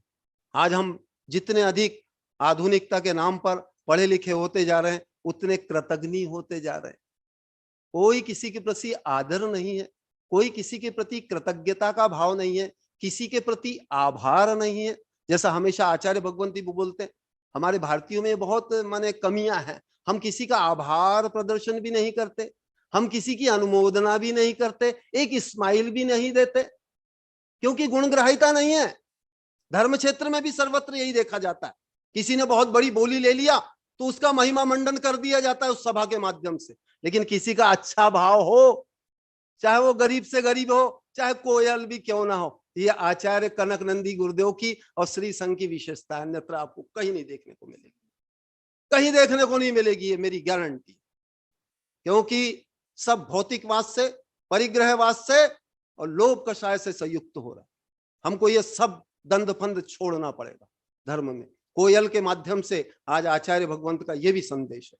और आगे सुनो, जियो और जीने दो पाठ पढ़कर, तृष्णा की आग को शांत करो।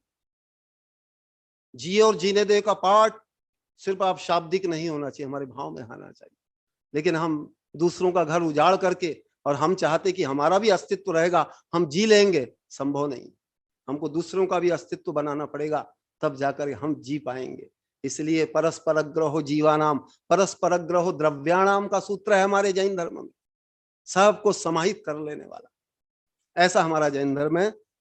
अंतिम पंक्ति है 2 लाइन, कनक नंदी के माध्यम से कहे, हमारा अधिकार ना छीनो भैया। कोयल की पीड़ा है, कनक नंदी गुरुदेव के माध्यम से कोयल बोल रहा है, कनक नंदी के माध्यम से कहे, हमारा अधिकार ना छीनो भैया, मुझ बिन तेरा विकास नहीं, पर तुझ बिन मैं विकास करूं भैया। कोयल मेरा नाम है, मधुर मेरा गान है, वसंत ऋतु के आगमन से मैं छेड़ती हूँ तान है। कोयल मेरा नाम है, मधुर मेरा गान। अंतिम पीड़ा बहुत समझने योग्य है। इसके बाद में थोड़े समय के लिए हमारी डॉक्टर रीता जी भी अपना भाव व्यक्त करेंगी। आज भी वो बहुत आह्लादित हो रही, कल भी बहुत द्रवित हो गई थी, बहुत अच्छी प्रतिक्रिया उन्होंने भेजी है। तो यहाँ पे कनक नंदी के माध्यम से कोयल अपना निवेदन प्रस्तुत कर रही सारी मानव जाति के लिए, सब पृथ्वी के लिए, कि मुझ बिन तेरा विकास नहीं, पर तुझ बिन मैं विकास करूं। कि भैया मानव जाति समझो, मेरे बिना तेरा विकास संभव नहीं है, तेरे बिना तो कथनचित मैं बहुत सुख से रहूंगा। कोयल बोल रहा है, कोकिला बोल रही है, समस्त पशु पक्षी जगत बोल रहा है कि मानव जाति, क्योंकि ये 2 पैर का जो पशु है बहुत खतरनाक है इस पृथ्वी पर। ये भी आपको जानना है।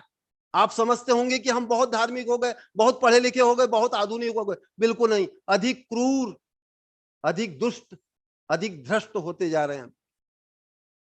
ये सिर्फ जैनों की अपेक्षा नहीं, लिखा है गुरुदेव जो लिखते हैं वो बहुत व्यापक लिखते हैं, सबके लिए संदेश है। तो यहाँ कोयल के माध्यम से आचार्य भगवंत ने ये जो संदेश दिया है आप समझ सकते हैं।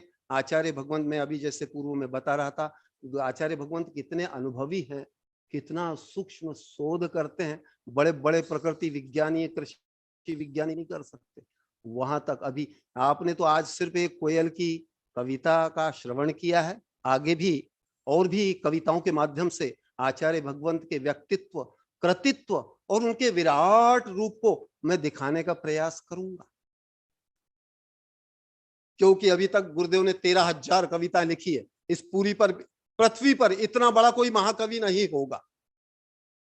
आप एक एक कविता का परिचय प्राप्त करके समझ रहे होंगे क्या है इसका विषय वस्तु, कितनी शोधपूर्ण कविता है। तो ऐसी आचार्य भगवंत के व्यक्तित्व और कृतित्व को बताने का, और इस कोयल की कविता के माध्यम से सारे प्रकृति पर्यावरण को, सारे परिवेश को और सारे ब्रह्मांड को एक आचार्य भगवंत के माध्यम से अच्छा संदेश, प्रेम का, सद्भावना का, समावेशिता का, अंत्योदय का, सर्वोदय का देने का प्रयास किया।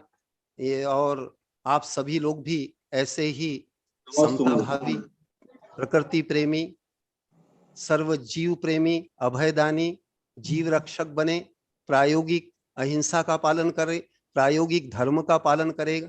इन भावनाओं के साथ में जय बोलो परम पूज्य वैश्विक दृष्टि संपन्न वैज्ञानिक श्रमणाचार्य श्री कनक नंदी जी गुरुदेव की जय।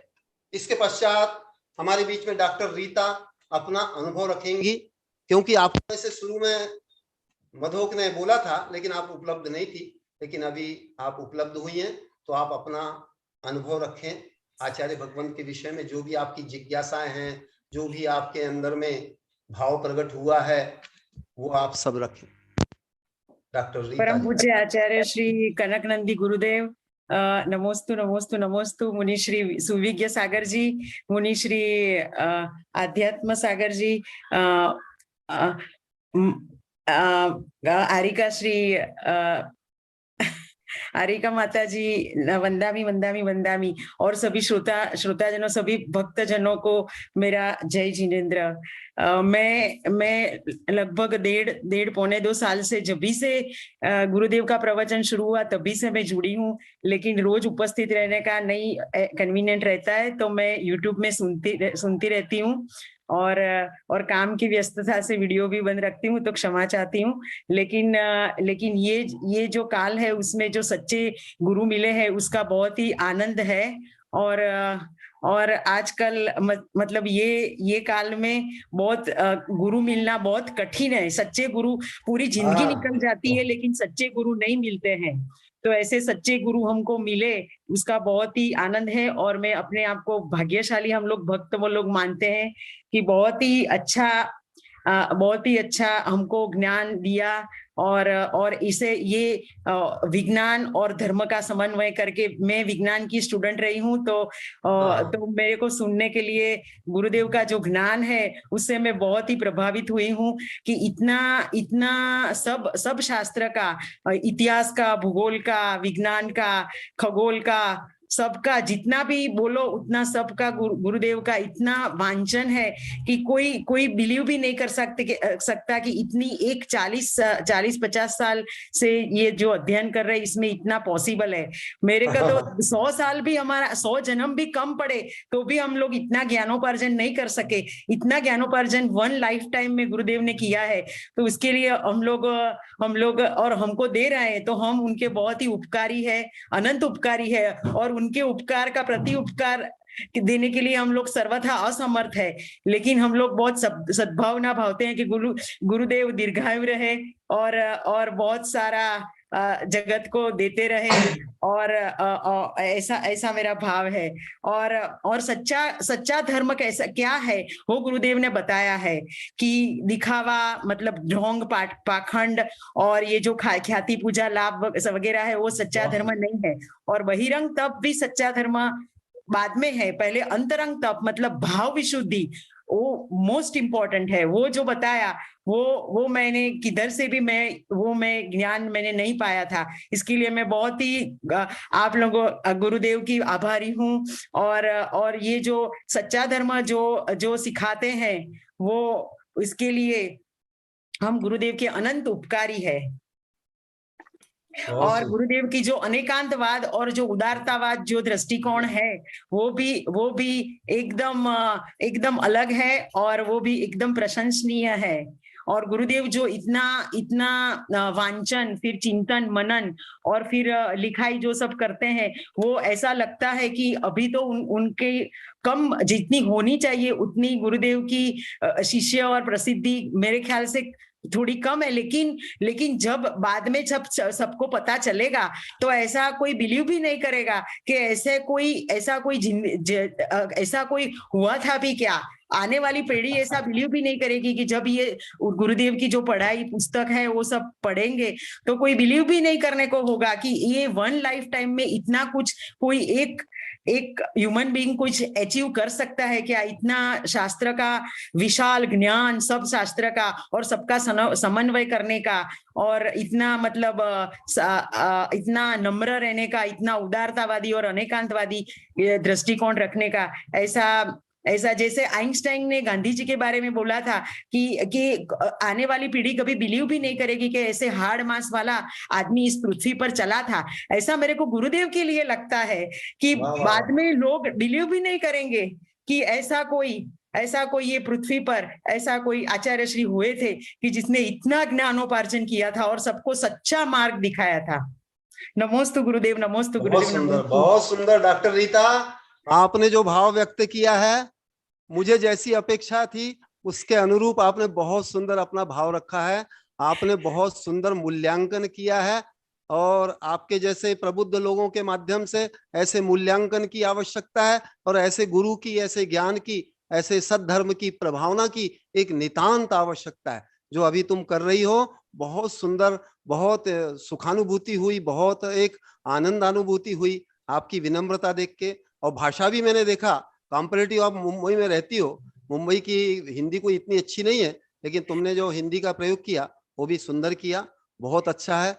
और आप निश्चित ही गुरुदेव मैं आचार्य जी मैं 12-15 साल अमेरिका में रही हूँ और मेरा उधर भी घर है, तो मैं अमेरिका के 5-10 मतलब जैन मंदिर से भी जुड़ी हूँ। तो मेरा विचार है कि अभी एक बार गुरुदेव के दर्शन के लिए आऊं और सब पुस्तकें लेके अमेरिका में मंदिर में रखूं और सबको बांटूं, ऐसा ज्ञान। हाँ बहुत सुंदर। हाँ, ऐसी मेरी भावना है।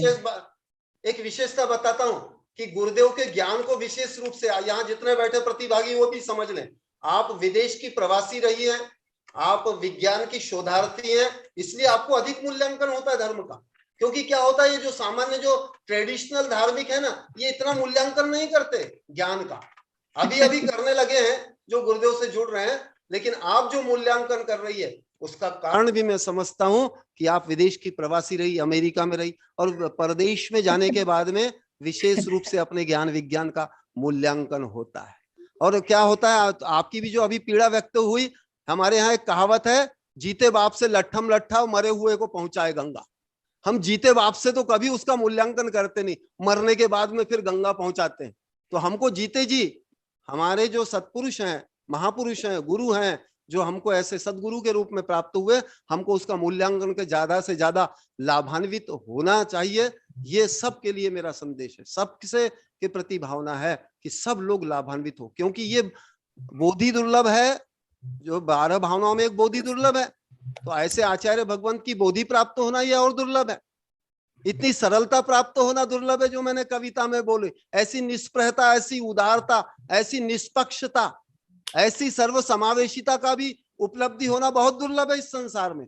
इस दुर्लभता का हम मूल्यांकन करें, क्योंकि हमारे भारतीय लोग अंतिम पंक्ति है ना कि एक यथार्थ ज्ञान, तो गुरुदेव ने हमको यथार्थ ज्ञान दिखाया है। यथार्थ ज्ञान जो दुर्लभ है संसार में, एक यथार्थ ज्ञान जो अंतिम पंक्ति है ना, वैसा यथार्थ ज्ञान गुरुदेव ने हमको बताया है। वो मैं उसके ऊपर मैं बहुत ही मतलब मैं तो बहिरंग तप करती हूँ, आंतरंग तप अभी मैं शुरू करूंगी।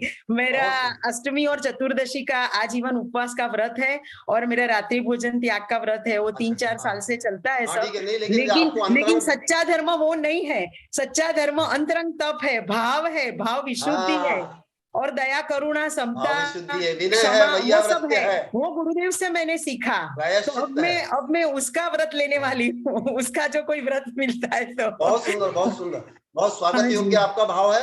आप अवश्य ही जुड़े रहिए, और आगे भी जैसे अवसर मिले अपनी भावाभिव्यक्ति करते रहें, जिससे कम्युनिकेशन बना रहेगा, और जिससे एक बहुत अच्छा दूसरों को भी प्रेरणा और शिक्षा प्राप्त होगी।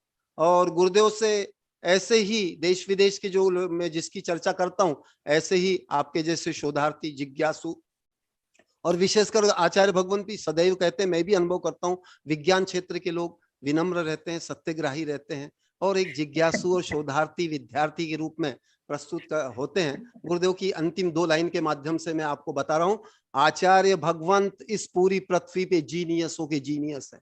उसके बावजूद भी क्या कहते हैं, छोटा भोला छात्र हूँ, ज्ञान साधक पात्र हूँ, राह में एकला हूँ, सत्य के साथ हूँ, श्रद्धा के साथ हूँ।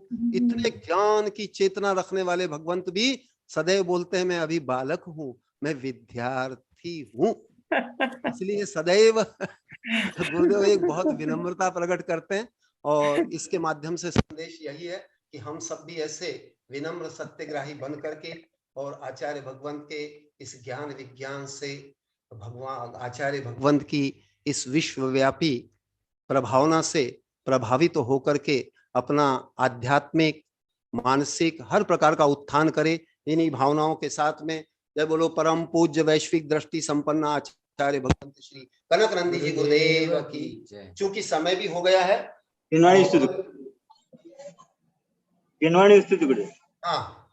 बोधि समाधि परिणाम शुद्धि स्वात्मोपलब्धि शिव सौख्य सिद्धि चिंतामणिं चिंतत वस्तु दाने त्वां वन्द्यमानस्य ममास्तु देवी, त्वां वन्द्यमानस्य ममास्तु देवी।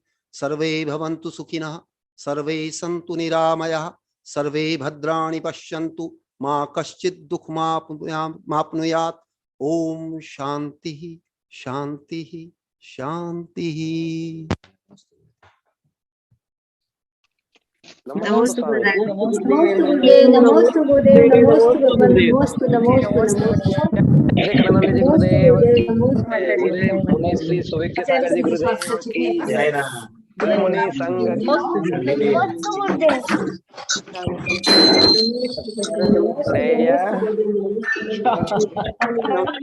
महाराज के Tolongin natin yun, maras na. Naman ke sanditan saya benar.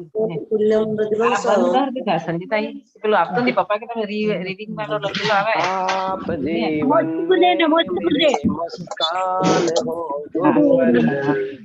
नमोस्तु गुरुदेव नमोस्तु सम्मान हो आप जीवन में मेरे अभिमान हो गुरुवर